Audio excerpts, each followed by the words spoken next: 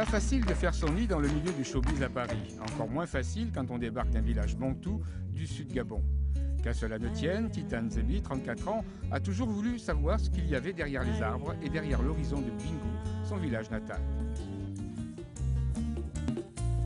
Dans l'espace de l'ancienne distillerie Anigra, créée par François-Vincent Raspail à la fin du 19e siècle, dans cet endroit aujourd'hui transformé en lieu de spectacle, Titane n'a rien d'une poupée calibrée façonnée par un producteur pour vendre beaucoup de disques.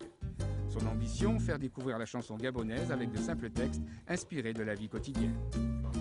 Ça parle de la vie, ça parle de l'amour avec un grand A, ça parle des choses qui peuvent vous parler à vous, Européens, à moi, Africaine, à un Asiatique, à n'importe qui d'autre. C'est la vie, l'amour, la mort, la guerre, l'argent et plein de sujets comme ça. Elle a toujours existé, la musique traditionnelle au Gabon, mais sauf qu'elle n'est pas très connue. On connaît très peu d'artistes gabonais dans le monde. C'est pas faute d'exister, on existe vraiment, mais on ne nous connaît pas encore beaucoup.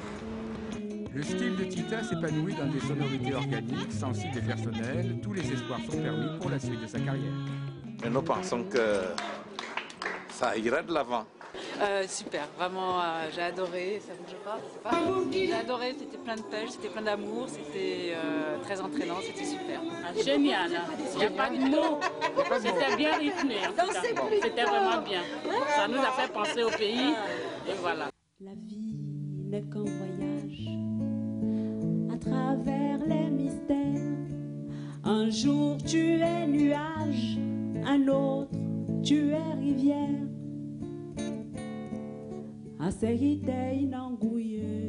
Comme une goutte d'eau, elle suit son destin, elle rebondit d'une rive à l'autre, refusant d'être prisonnière du courant. Un jour elle est nuage, demain elle sera rivière. Un jour tu es nuage.